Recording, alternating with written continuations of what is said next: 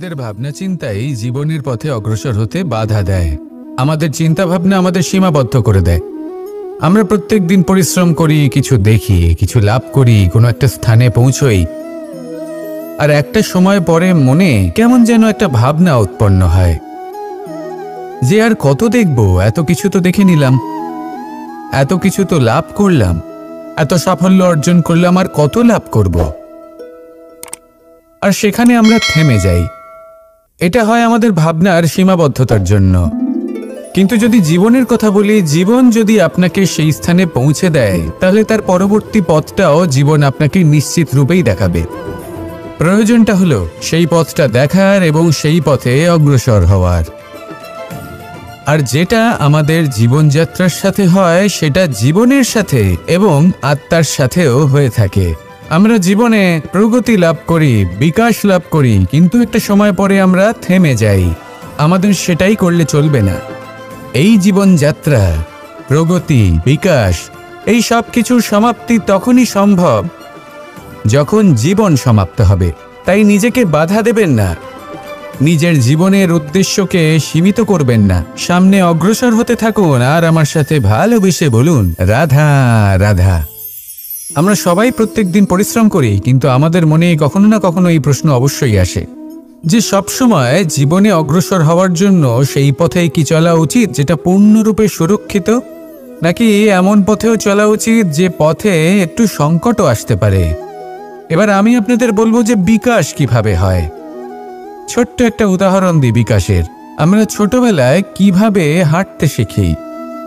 যখন আমরা শিশু অবস্থায় থাকি, তখন আমরা একটি পা মাটিতে রাখি, দ্বিতীয় পাটি আমরা শূন্যে উত্তোলিত করি, তারপর সেই পা আমরা আবার মাটিতে রাখি, আর তার উপর ভিত্তি করে আমরা আবার অন্য পাটা ফেলি। ঠিক এভাবেই আমরা হাঁটতে শিখে যাই। এবার এক্ষেত্রেও আমরা ছোট্ট একটা ঝুঁকি নিই, আর সেটা হলো যে আমরা পাটি শূন্যে উত্তোলিত করেছি। এতে বিপদ হলো এটাই যে আমরা ভুল করে নিজের ভারসাম্য হারাতে পারি, পড়ে যেতে পারি। অনেকবার পড়েও যাই, কিন্তু তারপরে কি হয়, আমরা আবার উঠে দাঁড়াই আর চলতে শুরু করে দিই। আর ঠিক এভাবেই আমরা হাঁটতে শিখে যাই। এমন জীবনেও হয়। জীবনেও এইভাবেই কর্ম করতে থাকুন। এমন কিছু কর্ম করলেন যার ফলে বিপদ আসতেই পারে, পরাজয় হতেই পারে, কিন্তু সেটা পার করলেই বিকাশ সম্ভব। তাই কর্ম করতে থাকুন আর আমার সাথে ভালোবেসে বলুন, রাধা রাধা। মানুষের জীবনে যখনই কোনো বিপদ আসে, মানুষ নিজের আশেপাশে দেখে, অন্য কাউকে খোঁজে, ভাবে কেউ এসে তাকে সাহায্য করবে। সে আশা করে যে কোনো ব্যক্তি এসে তার হাত ধরবে আর সেই বিপদ থেকে তাকে মুক্তি দেবে। কিন্তু প্রকৃতি আমাদের এই শিক্ষা দেয় না। কখনো কোনো পাখিকে দেখবেন, একটা পাখি যখনই কোনো ঝড় আসে কি করে, একটা ঝড় এসে তার বাসা ভেঙে দিয়ে যায়, তার বাসা নষ্ট করে দিয়ে যায়। সেই পাখি কিন্তু অপেক্ষা করে না যে কে তাকে এসে সাহায্য করবে। সে কখনো আশা করে না যে কেউ এসে তাকে আশ্রয় দেবে। সে নিজেই কর্ম করে, একটা একটা করে খড়কুটো সে আবার জড়ো করে আর নিজের বাসা পুনর্নির্মাণ করে। প্রকৃতি আমাদের এটাই শেখায় যে আমরা নিজেরাই প্রত্যেকটা সমস্যার সম্মুখীন হতে পারি। কারণ ঝড় অর্থাৎ সংকট আমাদের সবার জীবনেই আসবে, তার সম্মুখীন হতে হবে আমাদের, আর সেটাও নিজেদের শক্তি দ্বারাই। তার সম্মুখীন হওয়ার সময় নিজেদের সংযত করে রাখতে হবে, আর তার জন্য নিজের ওপর বিশ্বাস রাখা আবশ্যক। আর এই কথাটা বোঝাও আবশ্যক যে যত বড়ই সংকট আসুক না কেন, তার সাথে লড়াই করার মতো যে শক্তি প্রয়োজন, সেই শক্তি আমাদের মনেই নিহিত। শুধু সেই শক্তি খুঁজে নিন আর সেই বিপদের সম্মুখীন হন। এই সংসারের কোনো বিপদ আপনাকে বাধা দিতে পারবে না। আসুন আমার সাথে ভালোবেসে বলুন, রাধা রাধা। জীবনের যাত্রাপথে সবথেকে বেশি গুরুত্বপূর্ণ হলো সম্পর্ক। কারণ এই সম্পর্কগুলো আমাদের সেই ব্যক্তির সাথে পরিচিত করায় যাদের হাত ধরে আমরা এই জীবনযাত্রার পথে অগ্রসর হই। এবার এই সম্পর্কে আপনার কথাবার্তা, আপনার ব্যবহার, এটা অত্যন্ত গুরুত্বপূর্ণ। তাই প্রশ্ন হলো, যাদের সাথে আমাদের এই সম্পর্ক গড়ে উঠেছে তাদের প্রতি আমাদের আচরণ কেমন হওয়া উচিত, তাদের সাথে কেমনভাবে কথা বলা উচিত? এর একটা বড়ই সহজ উত্তর আছে, দর্পণ। আপনি নিজেকে যেভাবে দর্পণে দেখেন সেভাবেই দর্পণের দিকে তাকান এবং কল্পনা করুন যে আপনার স্থানে সেই ব্যক্তি আছে আর সে আপনাকে দেখছে।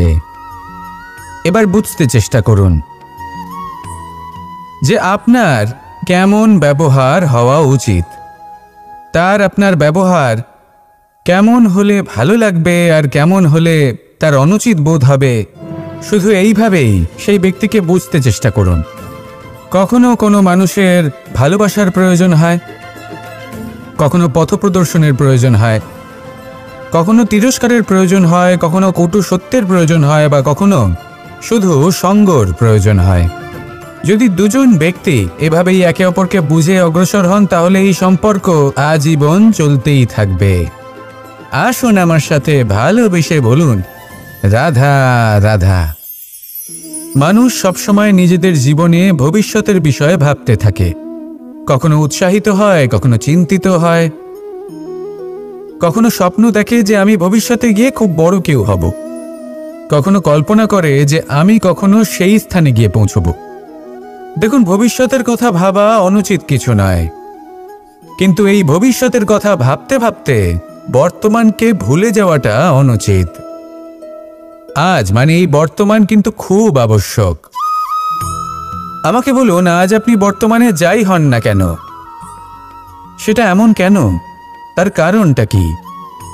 তার কারণ হলো অতীতকালে আপনার কর্ম আর আপনার নির্বাচন।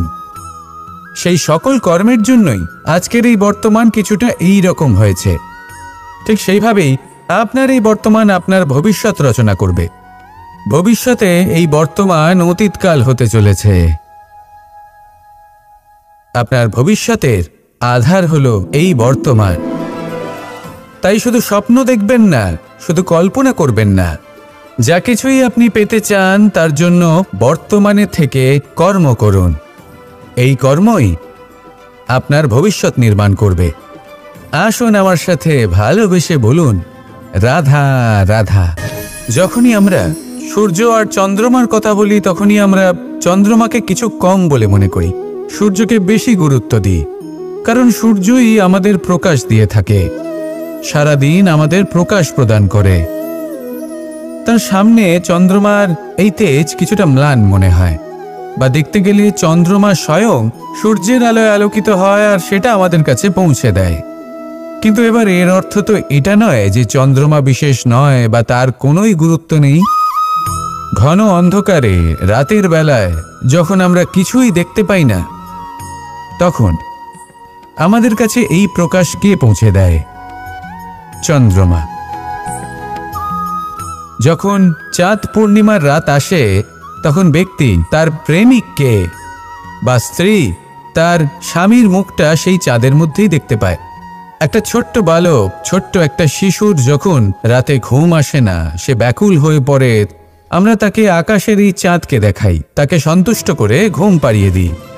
এই চন্দ্রমা কখনো অর্ধচন্দ্রমা হয়ে, কখনো লুপ্ত হয়ে গিয়ে, কখনো আবার জাগ্রত হয়ে ওঠে, এই সংসারকে প্রকাশ প্রদান করে। সে অসংখ্য প্রাণীর পথ প্রদর্শন করে। অর্থাৎ চন্দ্রমা হওয়া কোনো অংশে কম কিছু নয়। যদি আপনিও জীবনে নিজের তেজ সংসারের কাছে পৌঁছে নাও দিতে পারেন, তাতে কিছুই যায় আসে না। যদি কারোর তেজ নিয়ে তেজস্বী হয়ে তার দ্বারা অন্য কারোর জীবনে আসার আলো ফুটিয়ে তুলতে পারেন, তাতেও কিন্তু আপনার জীবন সার্থক। আসুন আমার সাথে ভালোবেসে বলুন, রাধা রাধা। মন এবং মস্তিষ্ক, এই দুই হলো মানুষের জীবনের দুটি গুরুত্বপূর্ণ অংশ। এবার আপনি বলবেন, এই দুইয়ের মধ্যে পার্থক্য কি? দুটোই তো সমান। না, যেটা আমি আপনাকে বোঝাতে চেষ্টা করছি সেটা ভালো করে বুঝুন। প্রথম, মন। এই মন অত্যন্ত চঞ্চল হয়। এর নিজের কোনো বিবেক থাকে না, সিদ্ধান্ত নেওয়ার কোনো ক্ষমতাই থাকে না। এই মন শুধু বয়ে চলে। আর দ্বিতীয় হলো মস্তিষ্ক, সেই অংশ যেখানে বুদ্ধির সঞ্চার হয়ে থাকে। এটা হলো জ্ঞান দ্বারা পরিপূর্ণ এবং অত্যন্ত প্রবলও হয়। বেশিরভাগ সময় জীবনের সঠিক সিদ্ধান্ত নেওয়ার ক্ষেত্রে এই মস্তিষ্কই আমাদের সাহায্য করে। সেখানেই মন মাঝে মাঝে আমাদের উচিত সিদ্ধান্ত নেওয়ার ক্ষেত্রে বাধা দেয়, কখনো সঠিক পথ থেকে সরিয়ে দেয়, কারণ চঞ্চল প্রবৃত্তি হওয়ার কারণে এটা অস্থির হয়ে থাকে। কখনো কখনো নেয়া সিদ্ধান্ত বদলাতেও এই মন আমাদের বাধ্য করে। সেই জন্য আপনি যদি জীবনের পথে অগ্রসর হতে চান, তাহলে মস্তিষ্কের সিদ্ধান্তে আস্থা রাখুন, পূর্ণরূপে নিজের সঙ্গী করে তুলুন। হতে পারে তখন আপনার এই মন বিদ্রোহ করে বসল, কিন্তু দৃঢ় নিষ্ঠার সাথে মস্তিষ্কের সিদ্ধান্তে আস্থা রাখুন। আস্তে আস্তে এই মন, যাকে আপনার শত্রু বলে মনে হচ্ছিল, আস্তে আস্তে সেটাও আপনার বন্ধু হয়ে উঠবে আর আপনাকে সাহায্য করবে। আসুন আমার সাথে ভালোবেসে বলুন, রাধা রাধা। এই সংসারে প্রত্যেক ব্যক্তি নিজের সংগ্রাম করে চলেছে। প্রত্যেক ব্যক্তির নিজের লড়াই আছে, আর সেই রণভূমিতে প্রত্যেক ব্যক্তি নিজের যুদ্ধে লড়াই করছেন। আর যদি যুদ্ধের কথা বলি, সেখানে কেউ বিজয়ী হয় বা কেউ পরাজিত। আর এখানে এটা বোঝা অত্যন্ত প্রয়োজনীয় যে কোথায় পরাজয়টা হওয়া গুরুত্বপূর্ণ আর কোথায় বিজয় লাভ করাটা গুরুত্বপূর্ণ। যদি আপনার এই যুদ্ধটা আপনার আপনজনের সাথে হয়, তাহলে সেখানে পরাজিত হওয়াটাই শ্রেয়, কারণ সেখানে পরাজিত হয়ে আপনি প্রসন্নতা লাভ করবেন। কিন্তু যদি এই যুদ্ধটাই আপনার নিজের সাথে হয়, নিজের মনের সাথে, নিজের মানসিকতার সাথে হয়, তাহলে এতে আপনাকে জয়ী হতে হবে। এই সংসারের যে কোনো যুদ্ধ হোক না কেন, সেটা রণভূমির পূর্বে এই মনের মাঝে লড়তে হয়।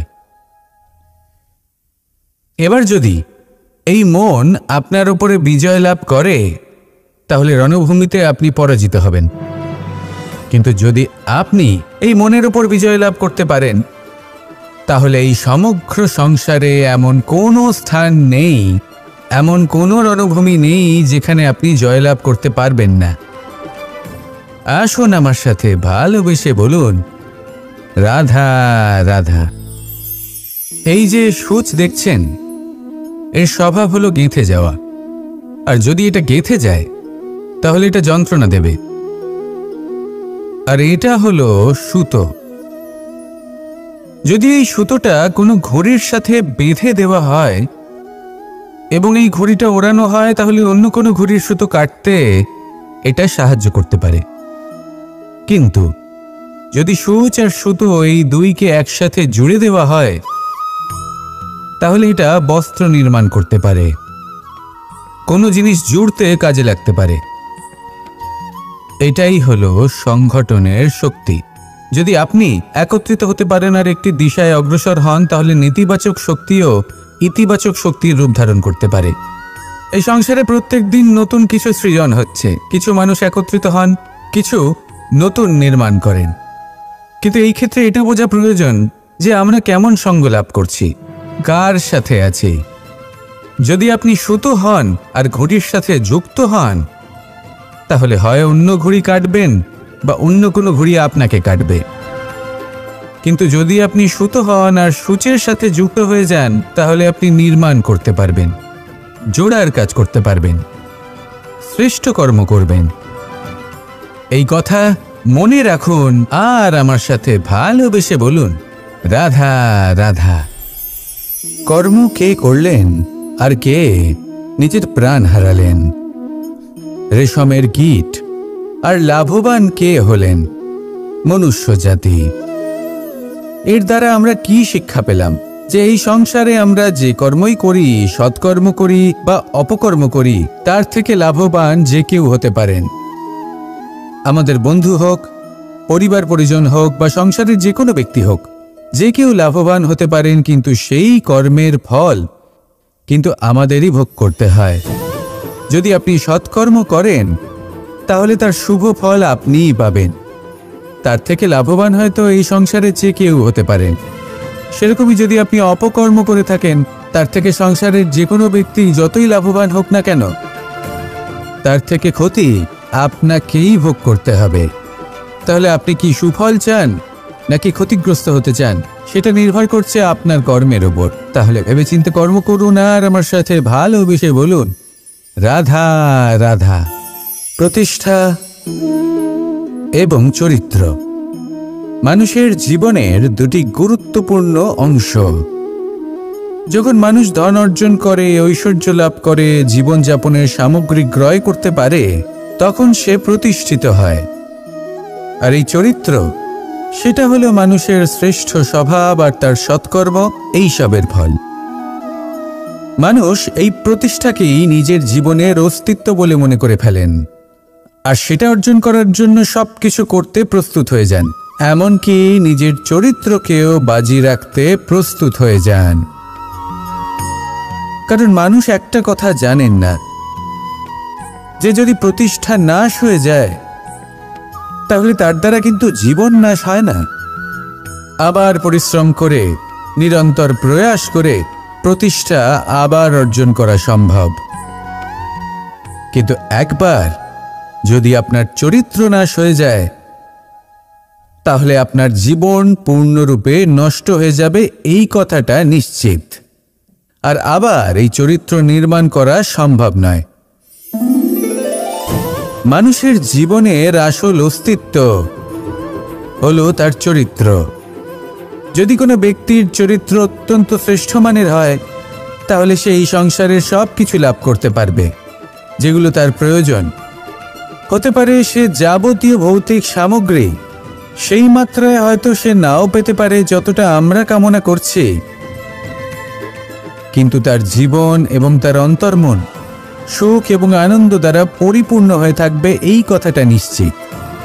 সেই জায়গায় এমন অনেক ব্যক্তি যারা প্রতিষ্ঠিত, তারাও কিন্তু অন্তর্মন এবং জীবনের এই সুখ লাভ করতে পারেন না। এবার আপনি কি অর্জন করতে চান সেটা আপনাকে বুঝতে হবে। আসুন আমার সাথে ভালোবেসে বলুন, রাধা রাধা। করা হলো অত্যন্ত গুরুত্বপূর্ণ।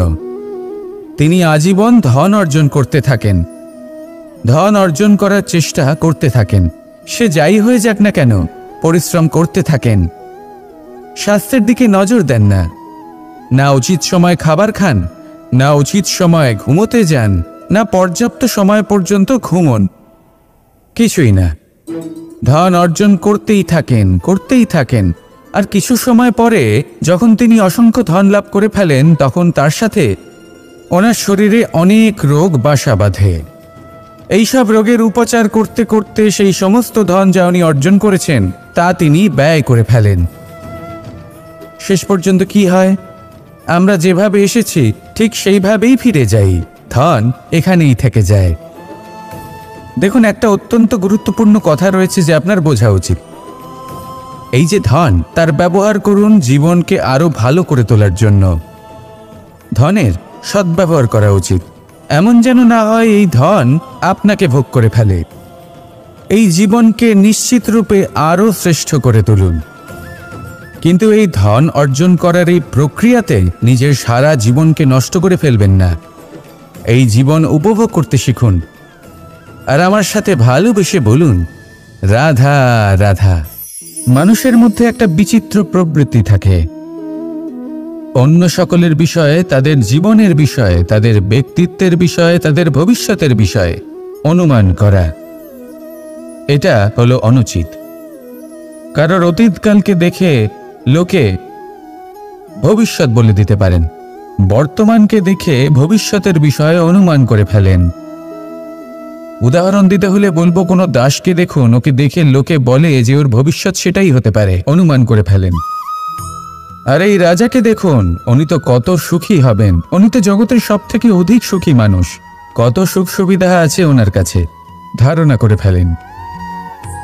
তবে সত্য তো এটাই যে কারোর ব্যক্তিত্বের বিষয়ে, তাদের ভবিষ্যতের বিষয়ে আপনি পূর্ণ সত্য কখনোই বলতে পারবেন না, শুধু অনুমান করতে পারবেন। আর এই অনুমান করে সত্যি কোনো লাভ হয় না, কারণ এই কাল সেটা হলো অত্যন্ত শক্তিশালী।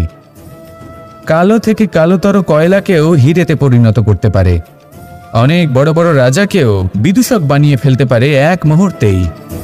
তাহলে আপনি অনুমান করে কি লাভ? কি পেলেন অনুমান করে?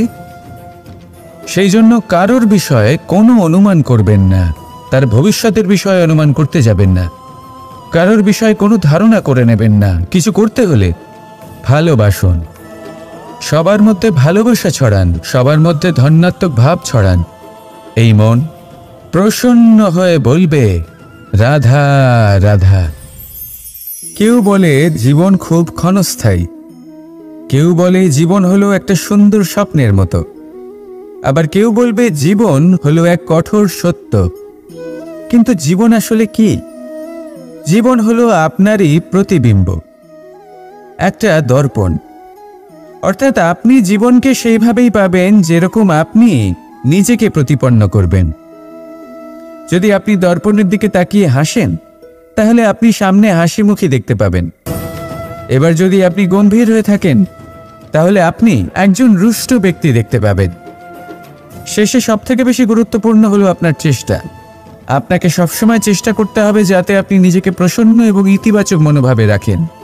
এটা হলো আপনারই উত্তরদায়িত্ব, তাকে পালন করুন। এই মনকে প্রসন্ন রাখুন, এই সংসারকে সুন্দর বলে মনে হবে।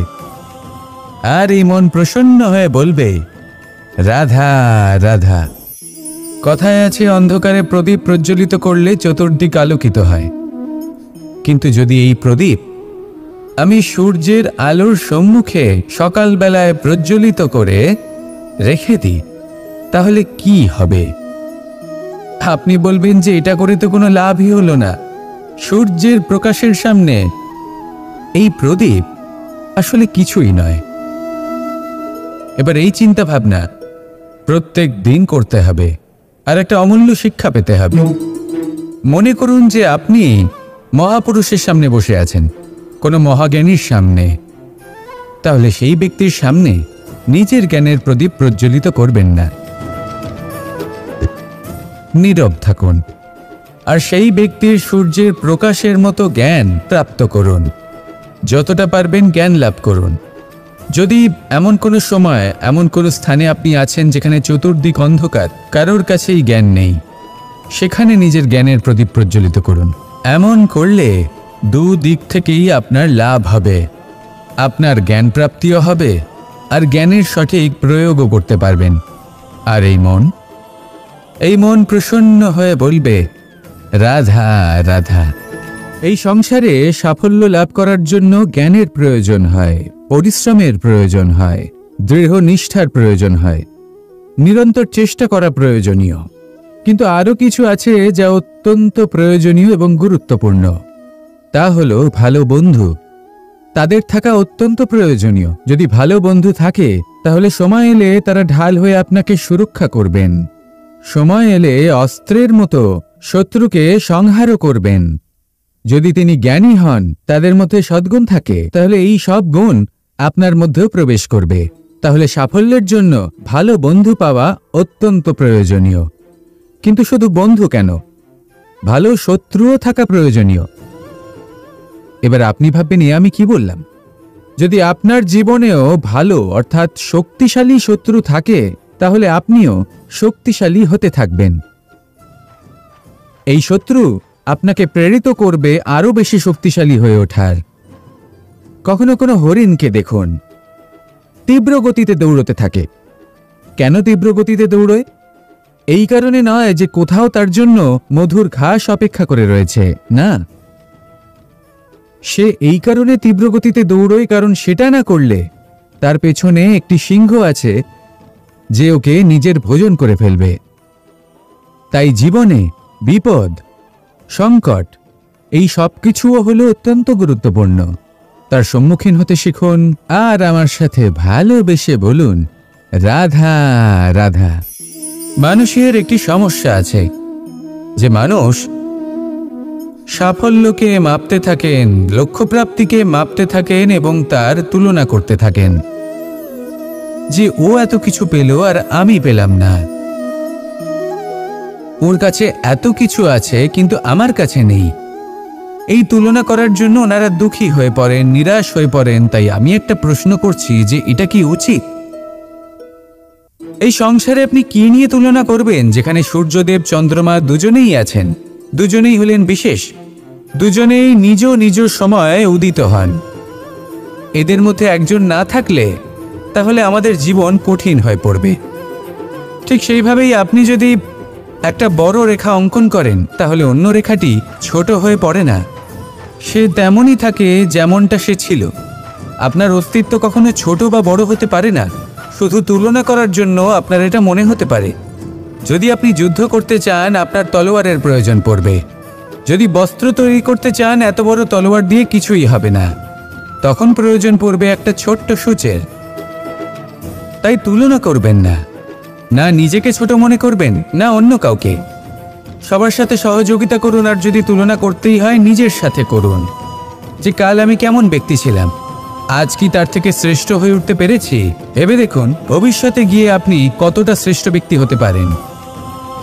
আসুন আমার সাথে ভালোবেসে বলুন রাধা রাধা। আমাদের নিজেদের ভাবনা চিন্তাই জীবনের পথে অগ্রসর হতে বাধা দেয়। আমাদের চিন্তা ভাবনা আমাদের সীমাবদ্ধ করে দেয়। আমরা প্রত্যেক দিন পরিশ্রম করি, কিছু দেখি, কিছু লাভ করি, কোনো একটা স্থানে পৌঁছই, আর একটা সময় পরে মনে কেমন যেন একটা ভাবনা উৎপন্ন হয় যে আর কত দেখব, এত কিছু তো দেখে নিলাম, এত কিছু তো লাভ করলাম, এত সাফল্য অর্জন করলাম, আর কত লাভ করব। আর সেখানে আমরা থেমে যাই। এটা হয় আমাদের ভাবনার সীমাবদ্ধতার জন্য।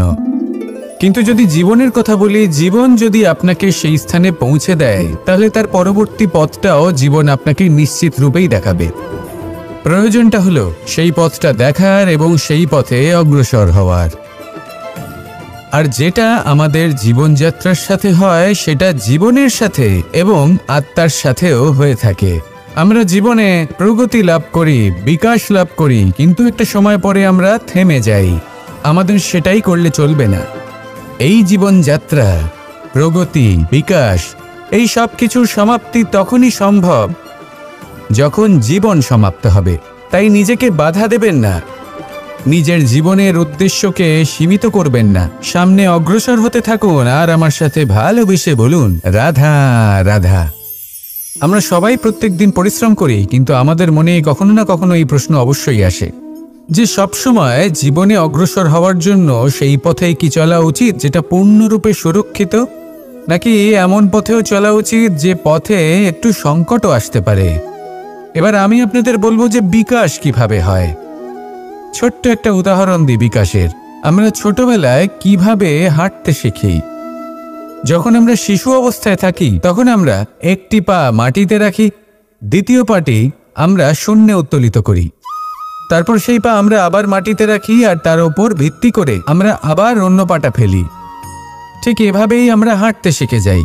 এবার এক্ষেত্রেও আমরা ছোট্ট একটা ঝুঁকি নিই, আর সেটা হলো যে আমরা পাটি শূন্যে উত্তোলিত করেছি। এতে বিপদ হলো এটাই যে আমরা ভুল করে নিজের ভারসাম্য হারাতে পারি, পড়ে যেতে পারি। অনেকবার পড়েও যাই, কিন্তু তারপরে কি হয়, আমরা আবার উঠে দাঁড়াই আর চলতে শুরু করে দিই। আর ঠিক এভাবেই আমরা হাঁটতে শিখে যাই। এমন জীবনেও হয়। জীবনেও এইভাবেই কর্ম করতে থাকুন। এমন কিছু কর্ম করলেন যার ফলে বিপদ আসতেই পারে, পরাজয় হতেই পারে, কিন্তু সেটা পার করলেই বিকাশ সম্ভব। তাই কর্ম করতে থাকুন আর আমার সাথে ভালোবেসে বলুন রাধা রাধা। মানুষের জীবনে যখনই কোনো বিপদ আসে, মানুষ নিজের আশেপাশে দেখে, অন্য কাউকে খোঁজে, ভাবে কেউ এসে তাকে সাহায্য করবে। সে আশা করে যে কোনো ব্যক্তি এসে তার হাত ধরবে আর সেই বিপদ থেকে তাকে মুক্তি দেবে। কিন্তু প্রকৃতি আমাদের এই শিক্ষা দেয় না। কখনো কোনো পাখিকে দেখবেন, একটা পাখি যখনই কোনো ঝড় আসে কি করে, একটা ঝড় এসে তার বাসা ভেঙে দিয়ে যায়, তার বাসা নষ্ট করে দিয়ে যায়। সেই পাখি কিন্তু অপেক্ষা করে না যে কে তাকে এসে সাহায্য করবে। সে কখনো আশা করে না যে কেউ এসে তাকে আশ্রয় দেবে। সে নিজেই কর্ম করে, একটা একটা করে খড়কুটো সে আবার জড়ো করে আর নিজের বাসা পুনর্নির্মাণ করে। প্রকৃতি আমাদের এটাই শেখায় যে আমরা নিজেরাই প্রত্যেকটা সমস্যার সম্মুখীন হতে পারি, কারণ ঝড় অর্থাৎ সংকট আমাদের সবার জীবনেই আসবে। তার সম্মুখীন হতে হবে আমাদের, আর সেটাও নিজেদের শক্তি দ্বারাই। তার সম্মুখীন হওয়ার সময় নিজেদের সংযত করে রাখতে হবে, আর তার জন্য নিজের ওপর বিশ্বাস রাখা আবশ্যক। আর এই কথাটা বোঝাও আবশ্যক যে যত বড়ই সংকট আসুক না কেন, তার সাথে লড়াই করার মতো যে শক্তি প্রয়োজন, সেই শক্তি আমাদের মনেই নিহিত। শুধু সেই শক্তি খুঁজে নিন আর সেই বিপদের সম্মুখীন হন। এই সংসারের কোনো বিপদ আপনাকে বাধা দিতে পারবে না। আসুন আমার সাথে ভালোবেসে বলুন, রাধা রাধা। জীবনের যাত্রাপথে সবথেকে বেশি গুরুত্বপূর্ণ হলো সম্পর্ক, কারণ এই সম্পর্কগুলো আমাদের সেই ব্যক্তির সাথে পরিচিত করায় যাদের হাত ধরে আমরা এই জীবনযাত্রার পথে অগ্রসর হই। এবার এই সম্পর্কে আপনার কথাবার্তা, আপনার ব্যবহার, এটা অত্যন্ত গুরুত্বপূর্ণ। তাই প্রশ্ন হলো, যাদের সাথে আমাদের এই সম্পর্ক গড়ে উঠেছে তাদের প্রতি আমাদের আচরণ কেমন হওয়া উচিত, তাদের সাথে কেমনভাবে কথা বলা উচিত। এর একটা বড়ই সহজ উত্তর আছে, দর্পণ। আপনি নিজেকে যেভাবে দর্পণে দেখেন সেভাবেই দর্পণের দিকে তাকান এবং কল্পনা করুন যে আপনার স্থানে সেই ব্যক্তি আছে আর সে আপনাকে দেখছে। এবার বুঝতে চেষ্টা করুন যে আপনার কেমন ব্যবহার হওয়া উচিত, তার আপনার ব্যবহার কেমন হলে ভালো লাগবে আর কেমন হলে তার অনুচিত বোধ হবে। শুধু এইভাবেই সেই ব্যক্তিকে বুঝতে চেষ্টা করুন। কখনো কোনো মানুষের ভালোবাসার প্রয়োজন হয়, কখনো পথপ্রদর্শনের প্রয়োজন হয়, কখনো তিরস্কারের প্রয়োজন হয়, কখনো কটু সত্যের প্রয়োজন হয়, বা কখনো শুধু সঙ্গর প্রয়োজন হয়। যদি দুজন ব্যক্তি এভাবেই একে অপরকে বুঝে অগ্রসর হন তাহলে এই সম্পর্ক আজীবন চলতেই থাকবে। আসুন আমার সাথে ভালোবেসে বলুন, রাধা রাধা। মানুষ সবসময় নিজেদের জীবনে ভবিষ্যতের বিষয়ে ভাবতে থাকে। কখনো উৎসাহিত হয়, কখনো চিন্তিত হয়, কখনো স্বপ্ন দেখে যে আমি ভবিষ্যতে গিয়ে খুব বড় কেউ হব, কখনো কল্পনা করে যে আমি কখনো সেই স্থানে গিয়ে পৌঁছব। দেখুন, ভবিষ্যতের কথা ভাবা অনুচিত কিছু নয়, কিন্তু এই ভবিষ্যতের কথা ভাবতে ভাবতে বর্তমানকে ভুলে যাওয়াটা অনুচিত। আজ মানে এই বর্তমান কিন্তু খুব আবশ্যক। আমাকে বলুন, আজ আপনি বর্তমানে যাই হন না কেন, সেটা এমন কেন? তার কারণটা কি? তার কারণ হলো অতীতকালে আপনার কর্ম আর আপনার নির্বাচন। সেই সকল কর্মের জন্যই আজকের এই বর্তমান কিছুটা এই রকম হয়েছে।